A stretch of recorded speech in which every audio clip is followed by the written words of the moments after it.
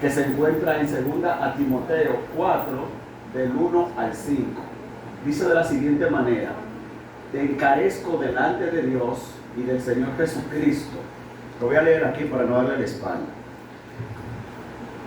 Que prediques la palabra, que instes a tiempo y fuera de tiempo, redarguye, reprende, exhorta con toda paciencia y doctrina, porque vendrá tiempo cuando no sufrirán la sana doctrina, sino que teniendo comezón de oír, se amontonarán maestros conforme a sus propias concupiscencias, y apartarán de la verdad el oído, y se volverán a las fábulas.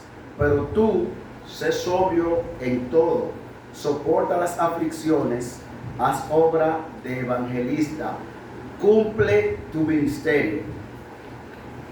Dicho esto, hermanos, quiero compartir con ustedes el objetivo de este taller, de estos primeros minutos. El objetivo principal, o los objetivos principales, en primer lugar, es enseñar a los participantes que nos acompañan en el día de hoy lo que es una predicación efectiva, o los principios de una predicación efectiva, bíblicamente hablando, con sustancia bíblica. Lo número 2 es elaborar o crear un sermón desde cero. Y lo número 3, realizar una práctica en vivo. La idea es que desde su posición usted pase para este lado y practique y nos predique, nos enseñe cómo usted lo hace y cómo lo va a hacer, o cómo lo estaba haciendo hasta este momento. Yo quiero compartir el contexto actual, qué es lo que estamos viviendo, qué se está viviendo a nivel de República Dominicana con relación a los predicadores, cuál es la situación real. Número 1, hay un crecimiento rápido de iglesias pentecostales. Algunos de ustedes no han visto que en un mismo sector hay muchísimas iglesias, que en un mismo barrio hay muchísimas iglesias de diferentes denominaciones, pero de corte pentecostal. Ahora bien, esto ha suscitado un problema, una situación, y el MISPA y ustedes somos responsables como equipo, como hermanos, como unidad de fe, de enfrentar esto. O sea, lo bueno es que se están formando iglesias, que se está evangelizando, que se está predicando. El tema es, ¿se estaría haciendo de la manera correcta? Estos hombres y mujeres que están predicando cuentan con la formación teológica correcta. Entonces eso es lo que queremos en el día de hoy, darles herramientas para que seamos predicadores competentes conforme a la palabra de Dios y las instrucciones que el apóstol Pablo da a Timoteo. La realidad es que en las últimas décadas ha habido un crecimiento significativo de iglesias pentecostales en la República Dominicana. Este auge ha llevado a la proliferación de líderes y predicadores, algunos de los cuales carecen de la formación teológica adecuada. Ese es el problema, que carecen de la formación teológica adecuada. Lo segundo es falta de formación. Nunca han pasado por un instituto bíblico, nunca han pasado por una universidad bíblica, nunca han pasado por un taller de formación. Y por consiguiente muchos predicadores emergentes, porque es una ola de muchachitos, de hombres y mujeres que quieren predicar la palabra de Dios. Realmente la intención es buena, pero como quiera está la realidad. No han recibido educación formal en teología. Esto puede resultar en lo que afecta la calidad del ministerio y la formación de los creyentes. Esto también provoca que se levanten herejías, personas que tienen el don, que Dios lo llamó, que Dios lo usa, pero por la falta de formación, entonces lo que se supone que tiene que ser para bendición y para edificación, termina haciendo daño. Le voy a poner un ejemplo. ¿Alguno de ustedes sería capaz de buscar a alguien que se dice ser médico, que nunca ha leído un libro de medicina y que le diga a usted, yo quiero operarte de corazón abierto? ¿Alguno de ustedes sería capaz de ofrecerse? Yo no. Yo también. Sin embargo, el púlpito, muchas veces se lo damos a personas y desde esta posición, en lugar de construir, terminan destruyendo, dividiendo iglesias, causando daños. Muchas veces, sinceramente, no quieren hacer el daño, pero la falta de formación, la falta de preparación, de capacitación, termina haciendo un daño terrible. Muchas iglesias que se dividen, ese que se dividió forma otra iglesia pequeña porque tenía un concepto fuera de su contexto, formó un pretexto y ya ustedes saben, tiene una mini iglesia y después se divide y sigue ese problema. Desafíos sociales y económicos. La realidad social y económica del país, incluyendo la pobreza y la desigualdad, puede influir en la predicación. Algunos líderes pueden enfocarse más en promesas de prosperidad que el verdadero mensaje del evangelio, desviándose de la enseñanza bíblica. Por eso vamos a encontrar la ola del evangelio de la prosperidad de muchas personas. No sé si ustedes se han fijado, en mi caso sí lo he visto, que hay muchísimos pastores.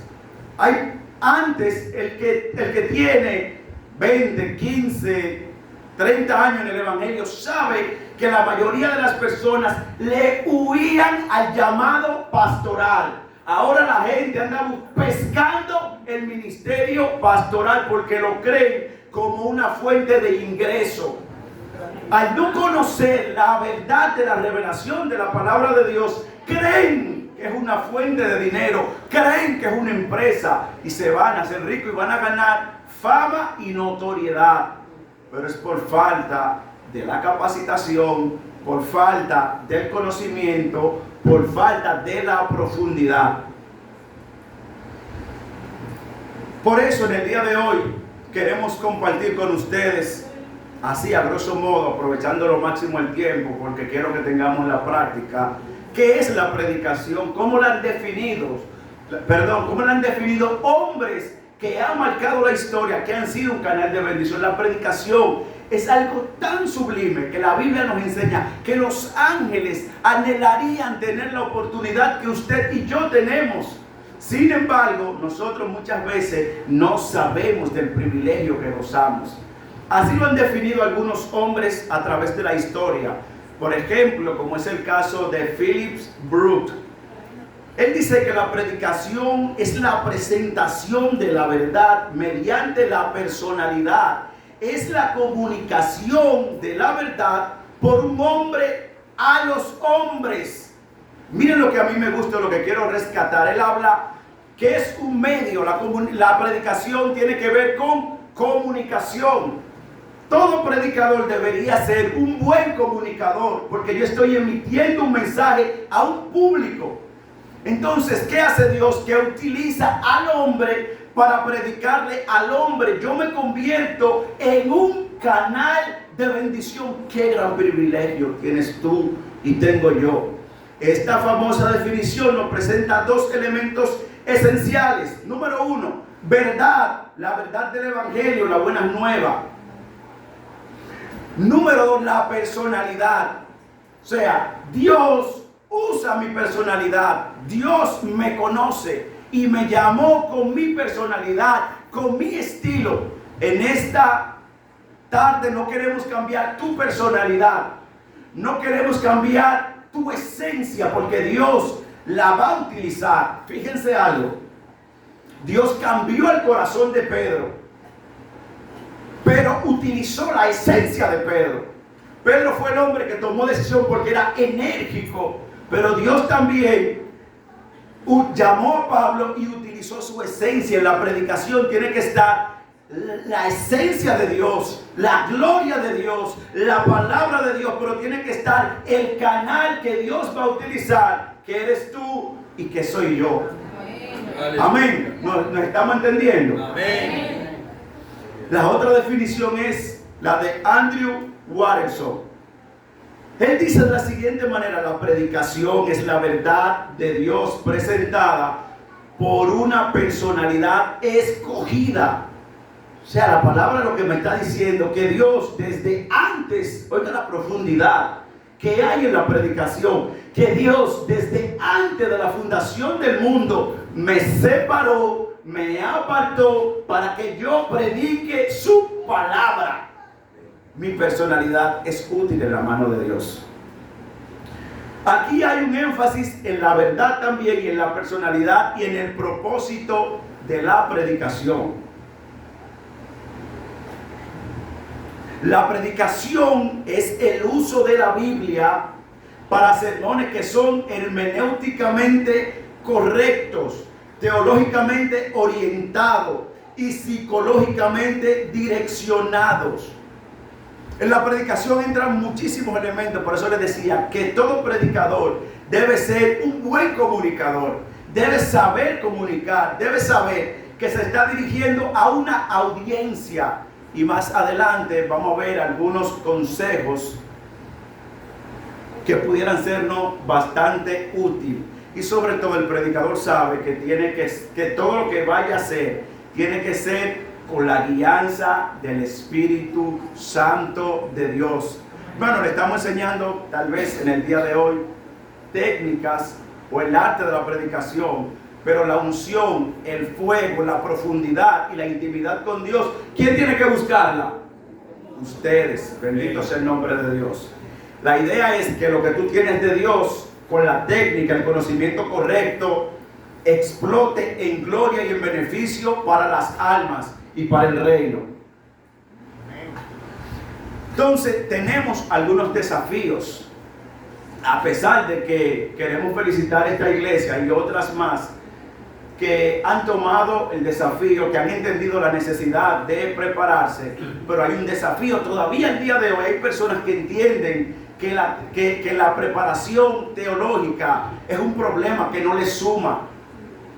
La gente cree que la teología, inclusive creyente de muchos años, no se le puede hablar de la preparación teológica. Entonces hay una resistencia profunda a la teología, y lo otro es que hay una cualquierización de la predicación. Todo el mundo se llama predicador, todo el mundo se llama apóstol, todo el mundo se llama el nombre que se quieran poner, hasta querubines. Lo otro es, literalmente, no sé si ustedes lo han escuchado, hay personas que ya no se conforman con ser arcángeles, son querubines. Un trabajo hermenéutico pobre, hay un trabajo hermenéutico pobre, esos son uno de los desafíos. ¿A qué me refiero? Que no se dedica suficiente tiempo al estudio de la palabra para poder tener una predicación efectiva. Deuri, con el tiempo me dice si me corro. Principios fundamentales de una predicación efectiva. Lo número uno es un fundamento bíblico sólido. Porque en la predicación yo no vine a hablar de mí, yo no vine a hablar de mis emociones, yo no vine a hablar de lo que yo creo, yo no vine a proyectarme, yo vine a proyectar a Cristo. Amén. El mensaje de Cristo, y por lo tanto yo debo de profundizar en la palabra. Y mi mensaje, un mensaje sólido, bíblico, va a tener vigencia en 20 generaciones más si es bíblico. Ahora, si es un mensaje motivacional, va a corresponder al contexto. Después que salgamos de aquí, todo el mundo va a volver a su vida. Pero si es un mensaje consustanciado bíblicamente, tendrá vigencia forever, como dicen los gringos. La predicación nace de la palabra de Dios, no de opiniones personales. El pasaje debe ser interpretado en su contexto histórico, cultural y teológico. Aquí le pongo algunos ejemplos. ¿A qué me refiero el contexto histórico? Yo le voy a poner un ejemplo. Alguien, por ejemplo, va a predicar en hebreo. No dejen de congregarse como algunos tienen por costumbre, pero lo de Juárez no profundizó. Hermano, que hay gente que no se están congregando, y por ahí se va y comienza a latear. Pero si ese hombre o esa mujer dice, déjame irme al contexto histórico, o dirá, el que escribió, lo escribió porque hay gente que no se estaban congregando, gente que después de conocen a Cristo se han quedado rezagados, no saben el contexto. Pero si es una persona que hizo su trabajo hermenéutico, dirá, ¿qué quiso decir el escritor con lo que dijo? ¿A quién se lo estaba diciendo? ¿Qué era lo que estaba pasando? ¿Cuál era el desafío? ¿Qué significaba esto? Te vas al contexto histórico, a la historia, a través de diferentes fuentes, libros, diccionarios, y luego te vas a la cultura, y entonces haces tu trabajo teológico. Te darás cuenta entonces que el apóstol le estaba hablando, o el escritor le estaba hablando a personas, en primer lugar, que eran una comunidad de personas muy pobres, que la mayoría de los miembros de esa iglesia eran personas que eran esclavas. Número 3, te darás cuenta entonces que ser cristiano en aquel entonces era considerado un ateo y una aberración a aquella sociedad, que ir al culto significaba que podían perder la vida. Entonces tú vas a dejar de mirarlo como lo ves hoy en día y dices, espérate, el simple hecho de esa gente congregarse era un acto de fe poderoso que quizás yo nunca lo habría hecho. Y usted comienza a mirarlo de una manera diferente, pero eso es porque tengo un fundamento bíblico sólido, porque profundicé. Amén, hermanos. ¿Me estoy dando a entender? Okay. Lo número 2 es dependencia del Espíritu Santo. Todo predicador no solo transmite información, hermanos, debe transmitir vida, unción, integridad devocional. Tienes que tener, o debemos de tener, un respaldo entre lo que decimos, o una coherencia entre mi vida, entre mi palabra y mi relación con Dios. Debo tener una esencia espiritual. El mensaje debe ser más que elocuencia.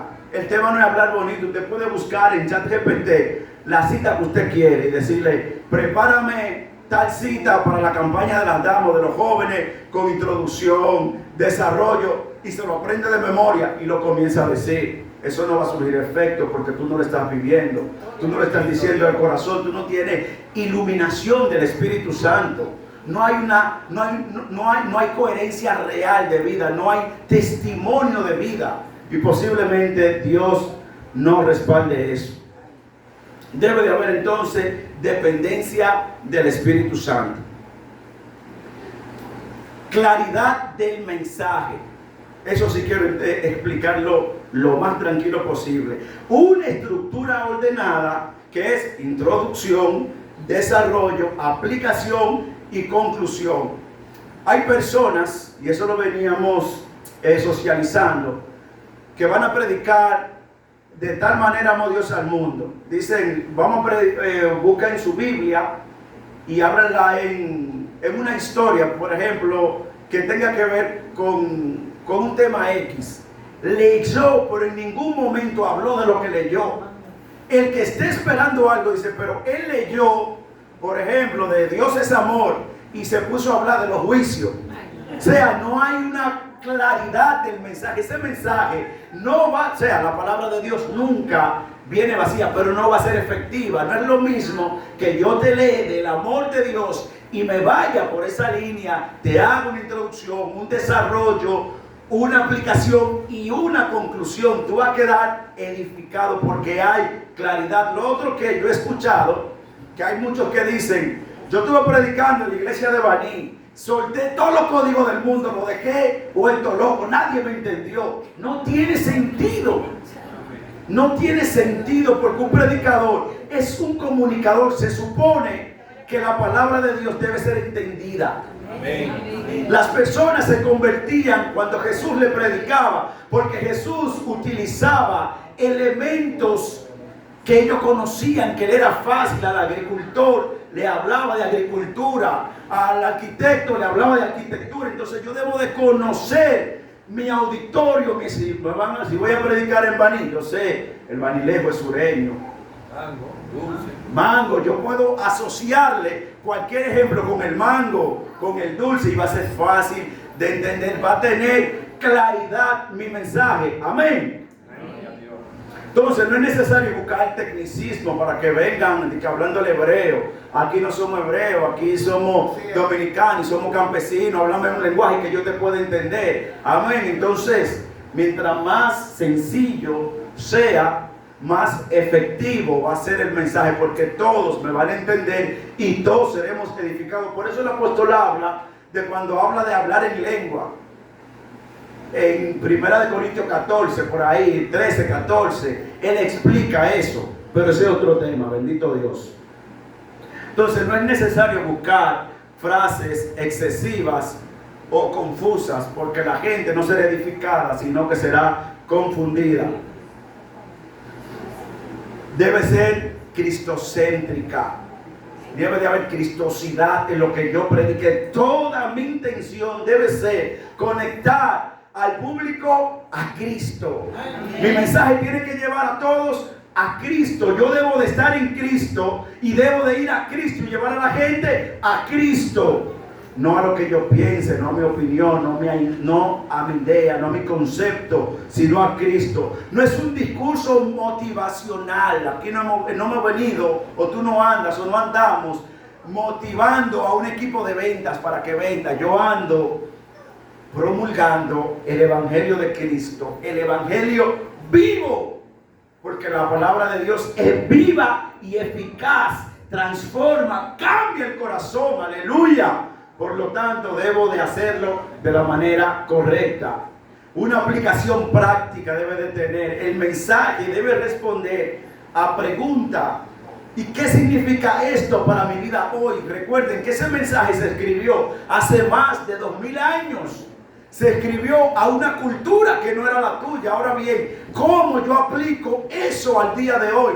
Por eso usted se va a encontrar personas, inclusive al día de hoy, que quieren vestir como se vestían 2000 años atrás, porque entienden que con eso son más santos y están aplicando la palabra de Dios. Pero usted y yo, si leemos la Biblia, sabemos que esa no es la realidad. Amén.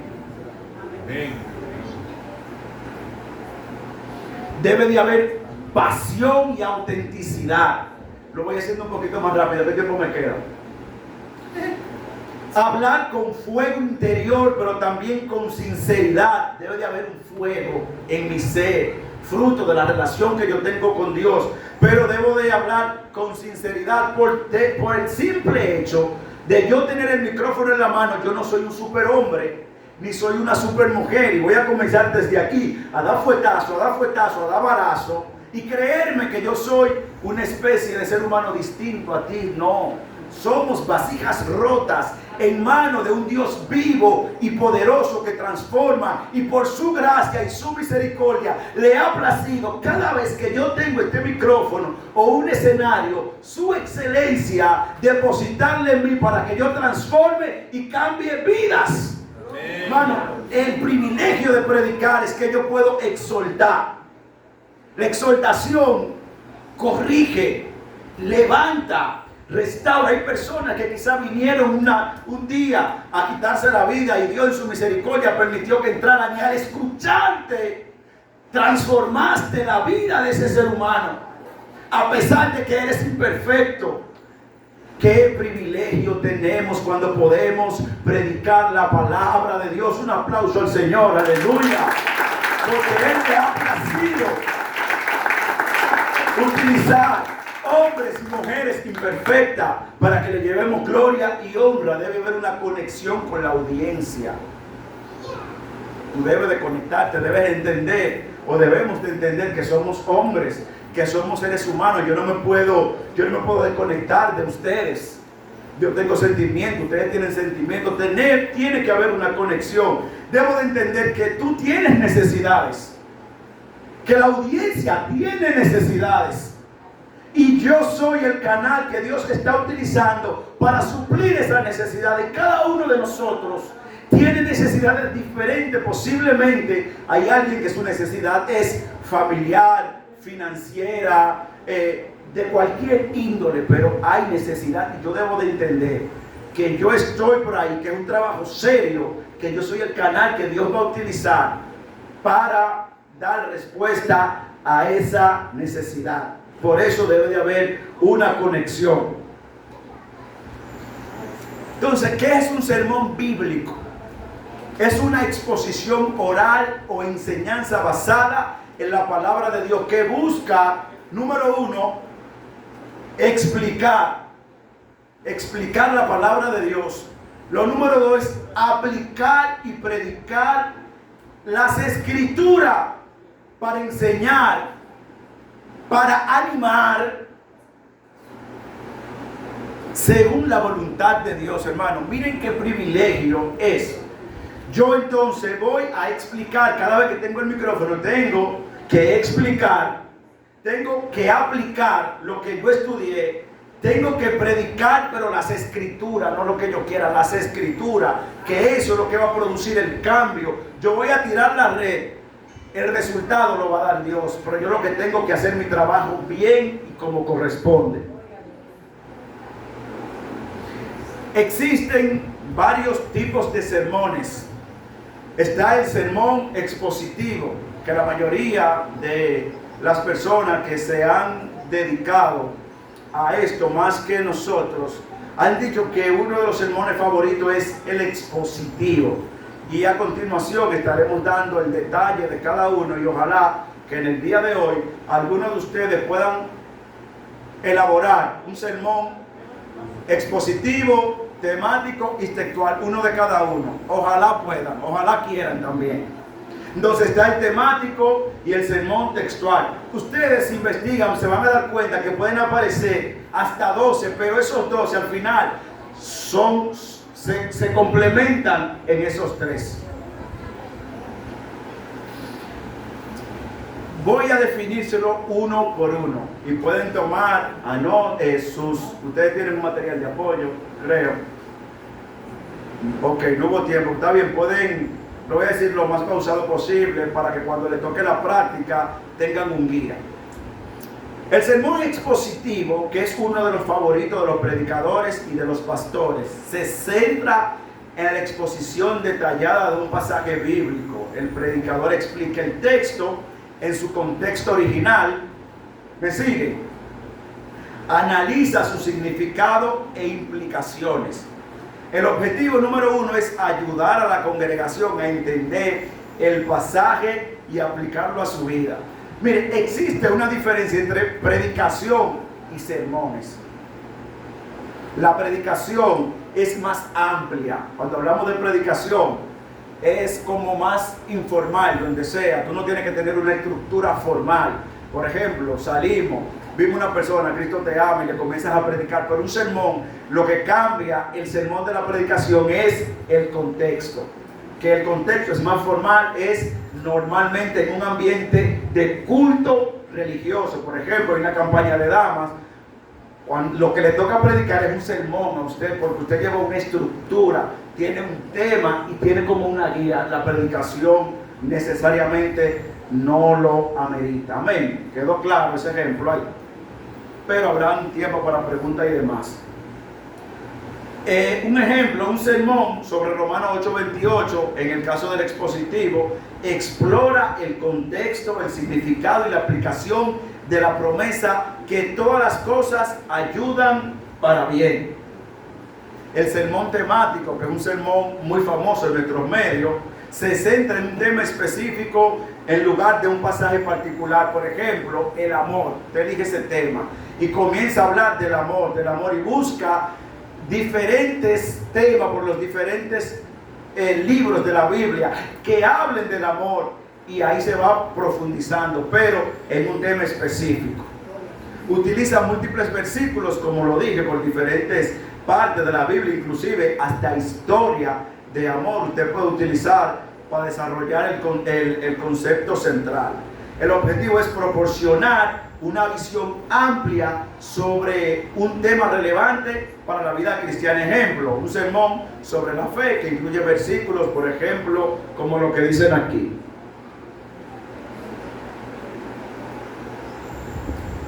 Sermón textual, similar al sermón expositivo, pero se centra en un solo versículo.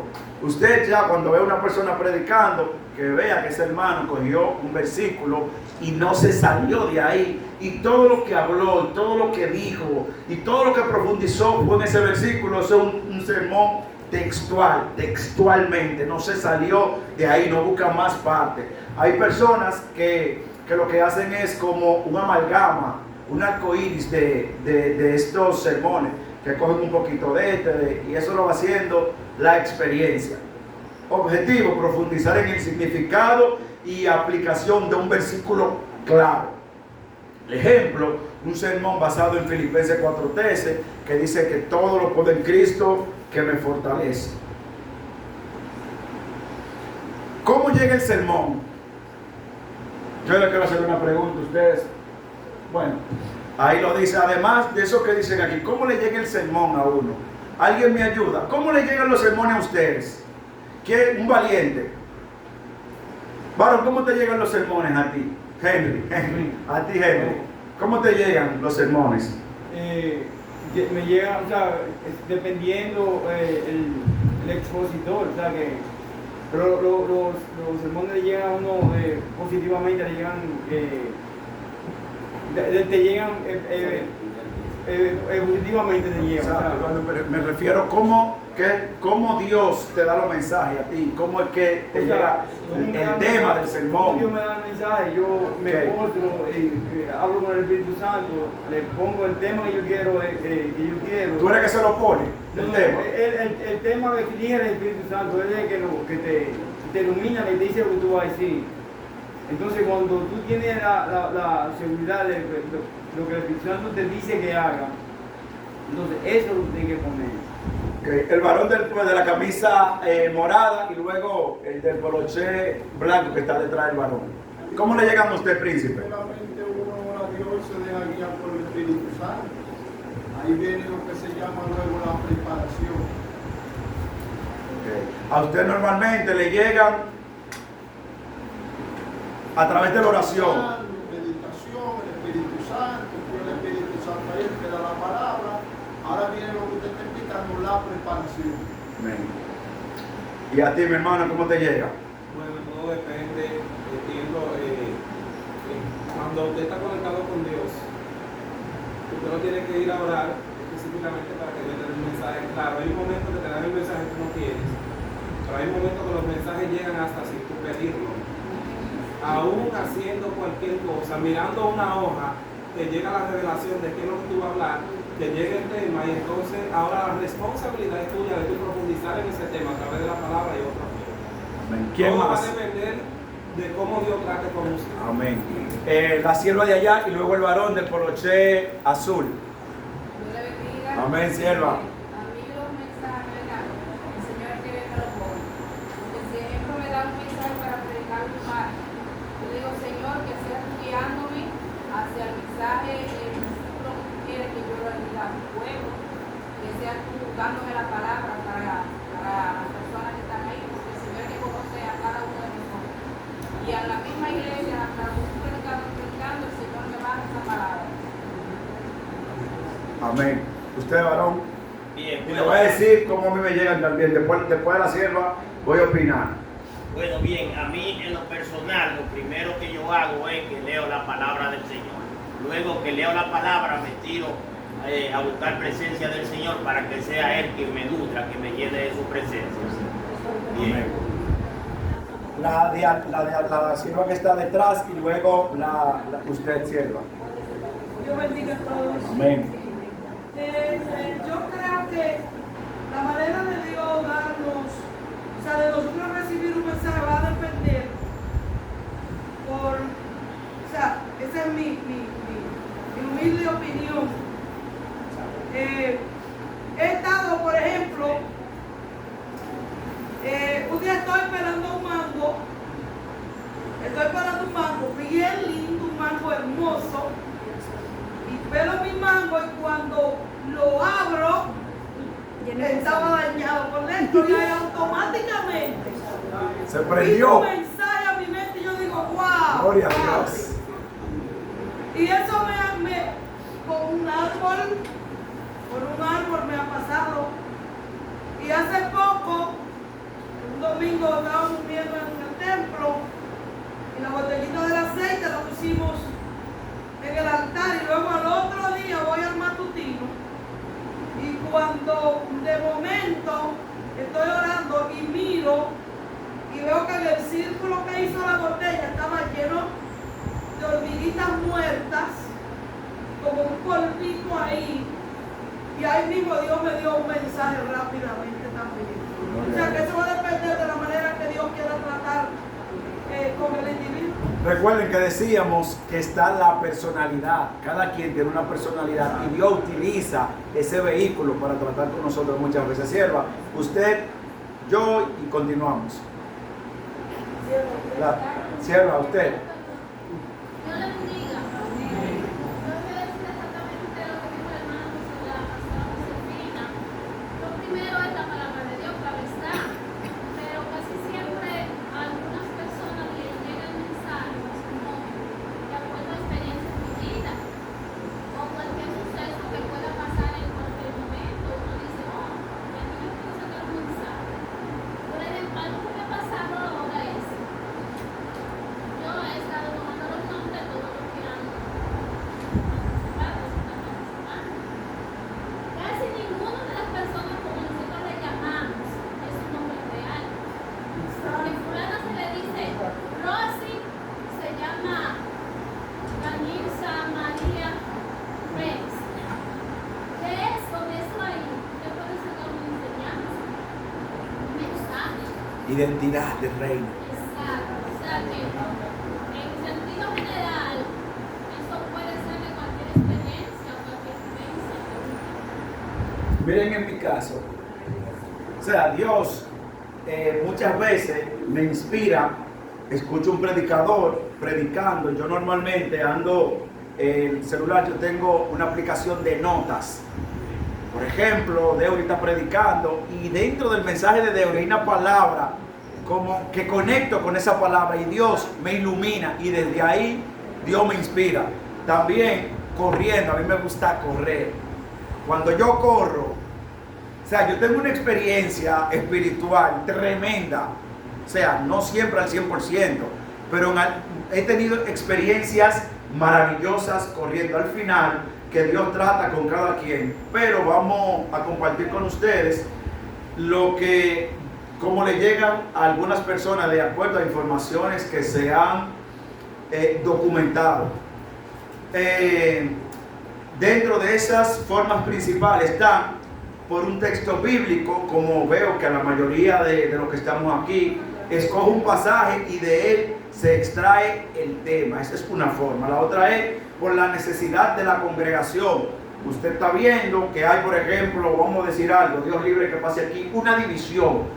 Inmediatamente eso puede ser insumo necesario para que Dios lo inspire a que cree un sermón que traiga respuesta a esa necesidad que está pasando la iglesia.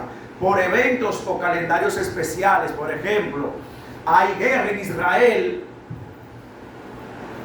en Ucrania con Rusia y en otro país más. Eso puede ser entonces, esos eventos o calendarios pueden ser insumos para que Dios lo inspire a predicar un sermón.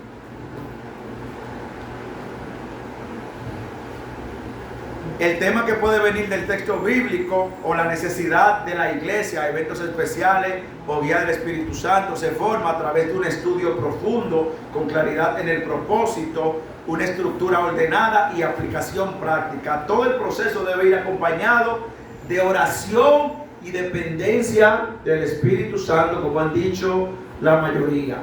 Debe de haber un trabajo hermenéutico previo. Lectura del texto, leer varias veces. ¿Qué se recomienda? Leer varias veces y en distintas traducciones preferiblemente. Porque en distintas traducciones, porque usted va a adquirir diferentes matices. Usted ha visto personas que comienzan a predicar y usted lo ve que fluyen de una manera tan natural. Ahí se cumple. Abre tu boca que yo la llenaré. Pero fue que hubo un trabajo previo. Él buscó en diferentes versiones diferentes matices y eso le da información y Dios utiliza esa información. Vemos con el apóstol Pablo. El apóstol Pablo, antes de llegar al evangelio, antes de tener la experiencia con Cristo, él hablaba aproximadamente 5 idiomas, dicen algunos expertos. Él conocía de la cultura griega a profundidad y de otras culturas más. Cuando Dios lo llama, ¿qué es lo que hace Dios? Dice, dile a este hombre que él va a saber que por estar de cacón, en otras palabras, él va a saber el precio de padecer por causa de mi nombre, pero yo lo he llamado para ponerlo enfrente de reyes y príncipes. O sea, la capacidad, el matiz que tenía este hombre, el conocimiento cultural, Dios utiliza esa herramienta para el evangelio y no ha habido un hombre que haya tenido un alcance más profundo en términos bíblicos que el apóstol Pablo. Mientras más profundices, mientras más profundo sea tu trabajo hermenéutico, mayor alcance vas a tener. Dios te va a permitir conectar con cualquier público. Era tan profundo el conocimiento de Pablo que el rey Agripa lo escucha hablando y le dice, wow, Pablo, por poco me persuades a ser cristiano. O sea que con el conocimiento que tú tienes es un instrumento valioso en la mano de nuestro Señor. Contexto, analizar el histórico o la historia como tal, el género literario, teológico del pasaje, palabras claves. Hay textos que tienen palabras claves. Yo le voy a poner un ejemplo. Usted está estudiando sobre Nicodemo.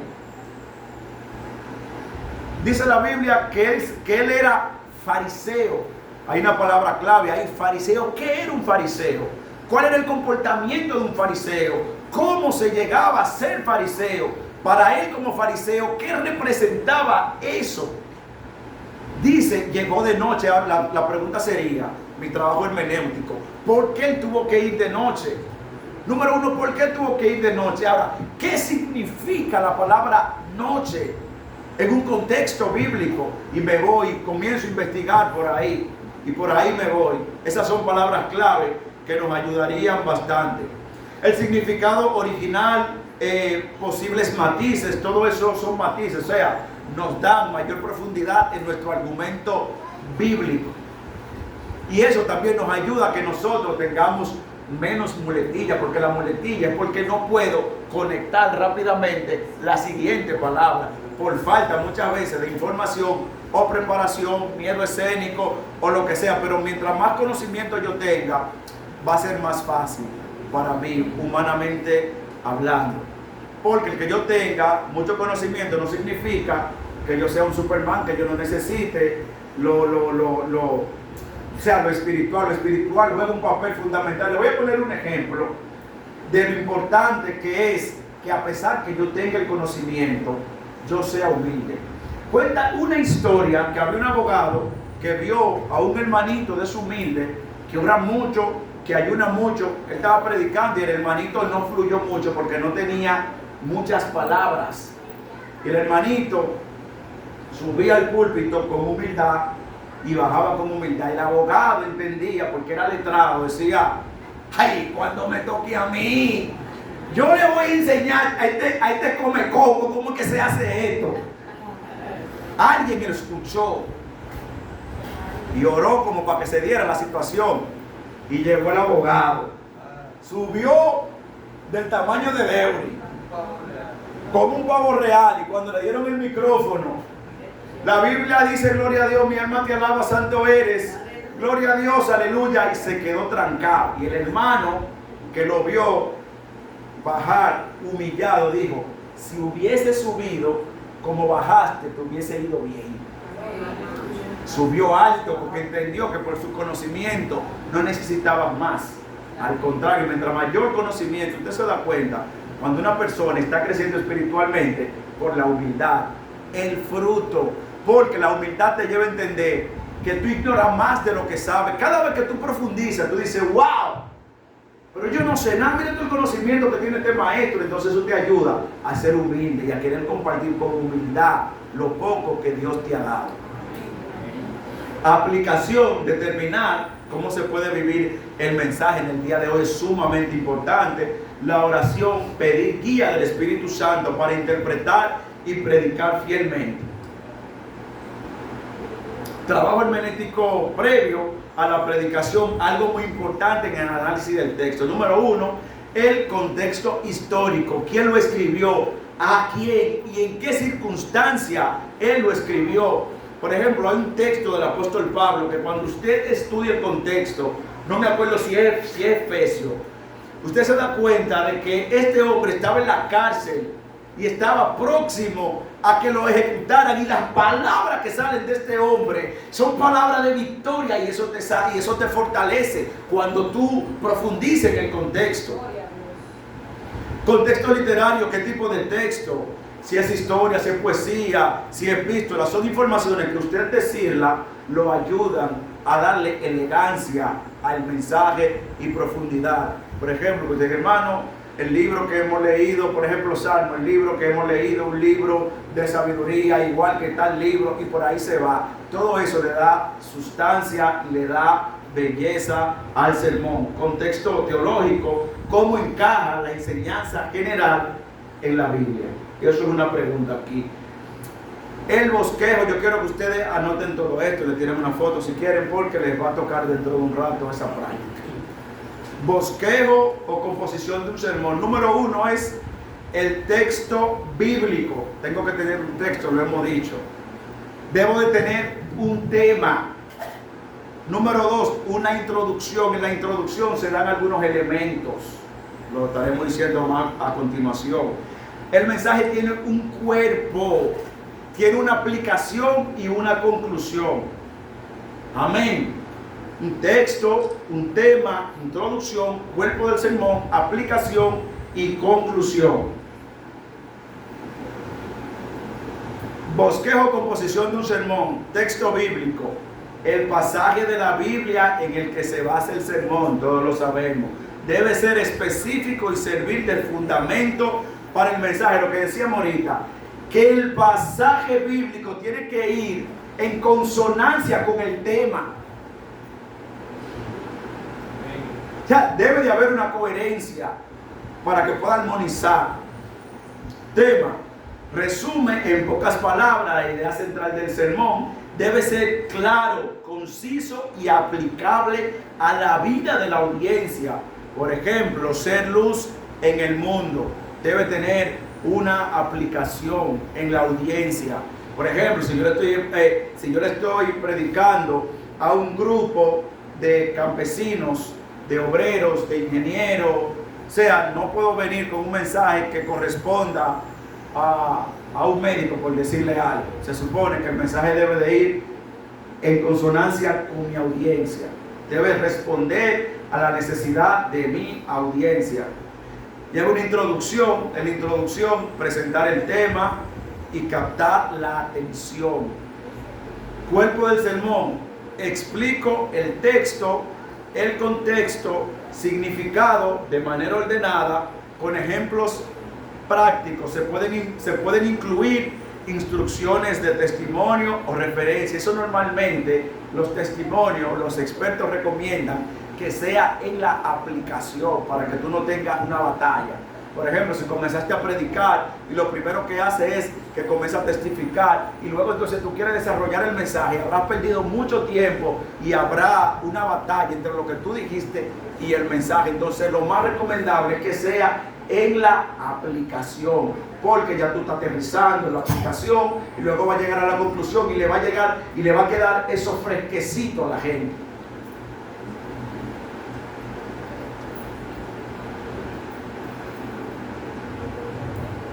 Aplicación, mostrar cómo se vive hoy lo que dice el texto, muestra cómo poner en práctica la enseñanza en la vida diaria. Debe ser concreta y relevante para los oyentes. Ejemplo, cómo ser luz en la escuela. O sea, la Biblia te habla de luz en la oscuridad. Le puedo poner cómo ser luz en la escuela, como dice aquí, cómo ser luz en el trabajo, cómo ser luz con mi esposa, con mis hijos. Lo aplica a la realidad. Conclusión y aplicación. Un resumen de los puntos principales. Recuerden que usted en su mensaje agotó un tiempo, entonces usted tiene que ir concluyendo, recogiendo todo lo que dijo de una manera rápida y concisa, que le quede la información a la audiencia.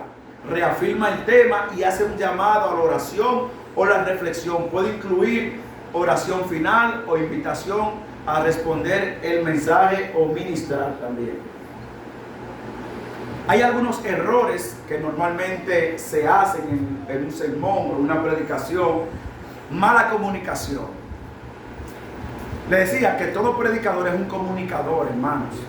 Lo importante aquí, independientemente del estilo que tú tengas, es que la gente te pueda entender el mensaje que tú estás transmitiendo. Por ejemplo, y comienzan a vocear y decir una palabra. ¿Me permiten hacerlo? Y comienzan a decirlo rápido y la gente no está entendiendo. O sea, tú crees que por hablar más rápido o desorganizado tienes más unción, y no es así. No hay más unción ni es efectivo el mensaje, y hacen así y agarran el micrófono, pero eso lo voy enseñando más adelante.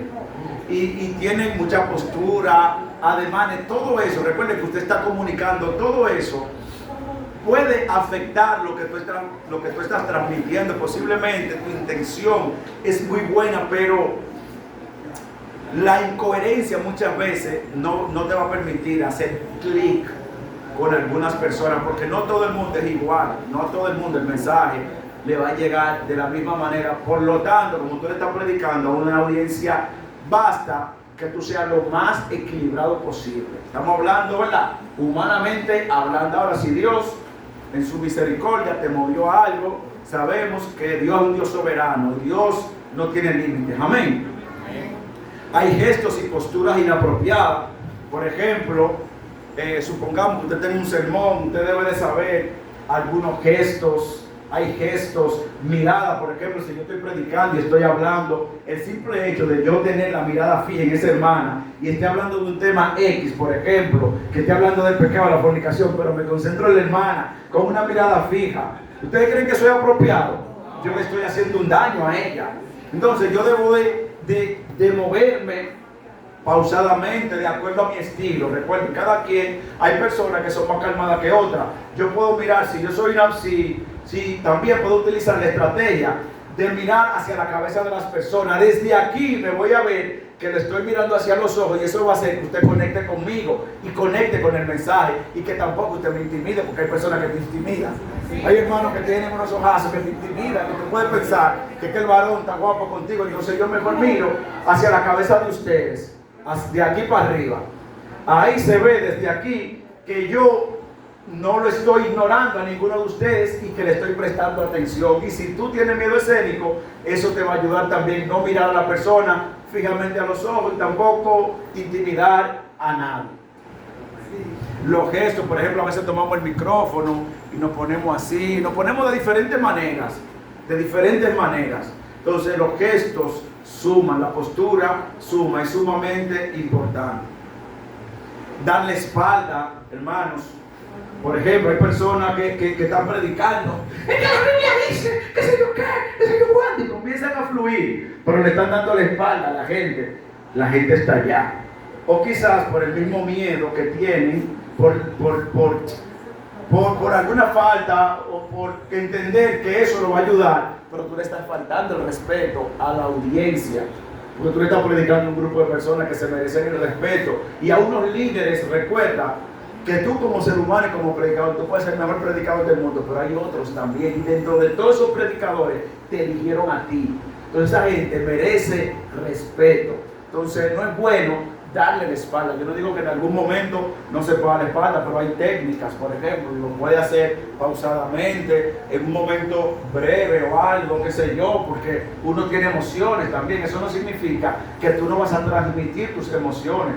Los seres humanos somos seres emocionales. Yo puedo transmitir mis emociones, pero debo de tener esa parte bien clara, que no debo de dar por tanto tiempo la espalda, ni moverme sin propósito. Todo mi movimiento tiene que tener un propósito. O sea, si me voy a mover, lo que sea, o si Dios me movió, que le diga algo a una hermana, voy y se lo digo y vuelvo de nuevo. Si el Espíritu Santo me movió, que ministre, que le ponga la mano a alguien, todo eso es sumamente importante y relevante. Dependencia excesiva de ayudas visuales. Dependencia excesiva de ayudas visuales. Aquí hay, por ejemplo, personas que vienen a predicar y tienen un bosquejo. Hay personas que el mensaje completo tienen esa bendición, porque yo no, de escribirlo completamente. Entonces comienzan a leer el mensaje y se olvidan de la audiencia. O sea, tú puedes leer, pero tienes que darme frente, tienes que mirarme, tienes que tener un contacto visual. Esa falta de contacto visual por estar atento a tu documento no es lo más recomendable. Leer todo el sermón sin mirar a la audiencia es un problema. O sea, tú me estás predicando a mí, tú tienes que mirarme, tienes que tener un contacto, tiene que haber una conexión con tu audiencia. Hay actitudes irrespetuosas, por ejemplo, cuando tenemos el micrófono no podemos hacer burla. Hay personas que entienden, y ahí está a veces la enfermedad espiritual del predicador. Hay predicadores que están enfermos y tienen un micrófono en la mano. Les decía al principio que la falta de formación hace que nosotros, en lugar de dar vida, llevemos enfermedad y llevemos muerto. El micrófono es una herramienta poderosa en la mano de un predicador. Si es un predicador que esté en la mano de Dios, podrá exhortar, podrá edificar, podrá restaurar, porque cuando Dios te corrige te está dando vida. Porque si tú no te apartas, el pecado te va a traer muerte. Pero si yo te estoy hablando desde mis emociones, por ejemplo, pongamos, Deuri me hizo algo y yo no gestioné mis emociones, yo no sané, yo no le pedí perdón y tengo un conflicto. Pues supongamos que tú seas barrigón, varón. Hay hermanos que no quieren ayudar y ahora están barrigones, qué sé yo. Y por ahí me voy, le tiro puya y me estoy burlando de él porque no soy capaz de decírselo face to face, frente a frente. Aprovecho el micrófono y creo que es una autorización para yo entonces burlarme y hacer daño. El micrófono es para edificar. Se pueden decir las verdades, pero tiene que decirlas con respeto y en el orden bíblico. Hermano, si es bíblico, usted no va a sentir remordimiento. Ahí dice, ay hermano, perdóneme, yo dije lo que Dios dijo que dijera. Si usted lo hizo conforme al orden de Dios, tú no vas a sentir remordimiento. No tendrás que pedirle perdón a nadie. Ahora, si usted sabe que tú tenías cosas sin trabajar, tú pediste perdón por algo muchas veces, porque sabes que hay como un conconcito, dicen en mi casa. Actitudes irrespetuosas, improvisación sin preparación. ¿Por qué vienen las improvisaciones? Muchas veces porque no hay un bosquejo. ¿Cuál es el beneficio del bosquejo? El bosquejo me da una estructura, me da un norte y un marco. Yo puedo decir cosas fuera del bosquejo, pero yo siempre voy a caer dentro del marco. Ahora, cuando yo voy a predicar sin un bosquejo, sin un norte, yo voy a comenzar a decir de todo. Wow, ese hombre dijo de todo, pero no dijo nada. Por ejemplo, leíste de que Dios es amor, pero hablaste de todo, de todo, de todo, y no me edificaste lo suficiente. Entonces, el bosquejo nos ayuda a tener un norte, a improvisar menos, y evita comentarios personales fuera de lugar. Así yo no tengo que hablar de nadie porque me estoy enfocando en la estructura que yo tengo. Ahora, si Dios en su misericordia me ayuda no que me lo cambie, sino que Dios me inspira a hacer algo, pues yo lo voy a hacer y no hay problema, porque no es que somos cuadrados, pero sí somos ordenados, que no es lo mismo. Amén. Las muletillas, pausas excesivas. Hay personas que están predicando y hacen una pausa excesiva porque se le olvidó lo que iban a decir, porque se metieron en miedo. Pero si yo tengo mi bosquejo, el bosquejo, yo en un momento me fijo y me va a traer un enfoque y me va a refrescar porque ya yo lo estudié. Amén. Entonces las muletillas son falta de preparación y también a veces vienen por el miedo escénico. Yo no sé si usted, cada vez que yo me paro frente a una audiencia, yo tiemblo. Y escuché una vez que alguien hablaba de Freddy Speragoico, que él decía que cada vez que él iba a tomar el micrófono, una persona como este hombre que tiene tanta experiencia, él también sentía miedo. Y también en el caso de nosotros, como siervos de Dios, sabemos que vamos a hablar la palabra de Dios y hay una dependencia y uno quiere hacerlo bien y quiere un susto, pero la idea es, aunque yo tenga susto, tengo que darle para allá. Amén. El miedo no me puede paralizar, porque Dios sabe que yo no soy perfecto y los hermanos también lo saben. El manejo de la voz es sumamente importante. La predicación tiene como moderación en la voz. Normalmente uno comienza en la introducción, saluda, Dios le bendiga, mi nombre es Rolando Luis Vázquez, hago vida de fe colectiva en la Iglesia de Dios Pentecostal, MI, Unción y Poder, mi pastor, fulano de tal. Para esta ocasión me acompaña nuestro director, nuestro hermano Debri, y luego comenzó a predicar, y a la medida que el mensaje se va desarrollando, yo voy subiendo la voz. Pero cuando estoy concluyendo, yo vuelvo y bajo la voz, y entonces le entrego un mensaje en un tono de voz suave, nítido o moderado. O sea, no es que tú comienzas alto o bajito y terminas bajito, sino que hay que saber que hay una moderación. Hay que manejar esta parte. Y también nosotros nos maltratamos mucho. Cuando tú subes la voz así, sin ningún tipo de control, termina haciéndote daño, termina destruyendo el cuerpo de Cristo, que es el instrumento que Dios va a utilizar para la gloria y la honra de su nombre. Usar un solo tono de voz, pausas excesivas, muletillas o evitar contacto visual. Hay personas que evitan el contacto visual, que miran para la pared, eso no está bien, que miran para arriba, comienzan a predicar mirando para arriba, así no es lo mejor. El micrófono, por ejemplo, lo agarran así, como que si fueran de un vocero, o qué sé yo, de muchas maneras. Por lo menos una forma decente pudiera ser esa. Digo, cada quien tiene su estilo, pero debe haber como un marco general. Me doy a entender, mis amados hermanos. Hay un marco general. Usted no va a ser Rolando, ni yo voy a ser usted, pero debe de haber un marco general, unos principios básicos. Las muletillas, por ejemplo, eso es una muletilla. Entonces, gloria a Dios, aleluya, santo, mi alma te alaba. ¿Tú crees que alabando es una muletilla y que no le sale la palabra y la está buscando? Gloria a Dios, aleluya. La Biblia dice, y las muletillas causan ruido en el mensaje que tú estás comunicando. Sí, porque no te permite conectar con la otra frase que tú quieres decir, supongamos. La Biblia dice que Pablo iba camino hacia Damasco. Gloria a Dios, mi alma te alaba, santo eres, aleluya. Hermanos, Dios es bueno, aleluya, gloria a Dios. ¿Cuánto alaban a Dios? Levanta tu mano, adora a Dios. ¿Qué es lo que tú haces con la boca callada? Y después entonces vuelve y de nuevo, ya tú perdiste un espacio y la persona va perdiendo la conexión del mensaje. Y muchas veces la gente no se convierte por eso, porque no entendieron lo que tú predicaste. No es que Dios no estaba contigo, tú tienes el don tú lo tienes. Tú tienes el llamado, lo que no tienes la preparación correcta y por lo tanto no estás teniendo los resultados que deberías de tener. Amén. Seguimos. Estamos terminando ya básicamente la práctica. Consejos y práctica. Ya vamos a la práctica.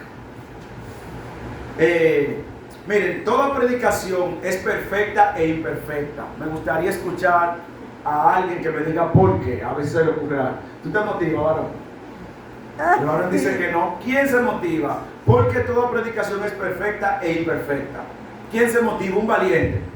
Una valiente. Miren, toda predicación es perfecta e imperfecta porque tiene dos actores importantes o relevantes. Bueno, yo puedo pensar perfecto Cristo, imperfecta yo. Entonces, obviamente, el Señor que es perfecto me va a usar y va a permitir, como dices tú, que el mensaje fluya. Amén. Sería porque no a todos le va a agradar. Es el que a uno le llegue, a uno no. Mire, si le agrada o no le agrada a la persona no es mi responsabilidad. Dios me llama a predicar y el mensaje del evangelio es confrontativo. Como decía la hermana Ada, toda predicación es perfecta e imperfecta porque está Dios, que es perfecto. No hay sombra de variación, es inmutable y está el elemento humano, el hombre que Dios está utilizando. Recuerden que todo hombre es una vasija rota, tiene una naturaleza caída y por lo tanto, por eso es que yo me tengo que preparar, porque que yo puedo fallar en cualquier momento, pero mientras más preparado yo esté, menos probabilidades hay de que yo fallo. Si fallo, el fallo no va a ser tan grande o tan drástico. Por eso que toda predicación, recuerde eso, hermano, Fíjense, por más que usted ayune, por más que usted ore, recuerde que usted es un hombre que necesita de Dios o una mujer que necesita de Dios porque es imperfecto. Entonces toda predicación tiene a Dios que es perfecto porque estoy hablando de Él y me tiene a mí como ser humano que soy imperfecto. Tener cuidado con las muletillas, eso lo hablamos ya. Estudia lo suficiente, investiga y profundiza. Profundiza lo más que tú puedas, profundiza. Busca diferentes versiones, que eso ayuda bastante. Busca recursos adicionales como por ejemplo usos y costumbres de las culturas bíblicas.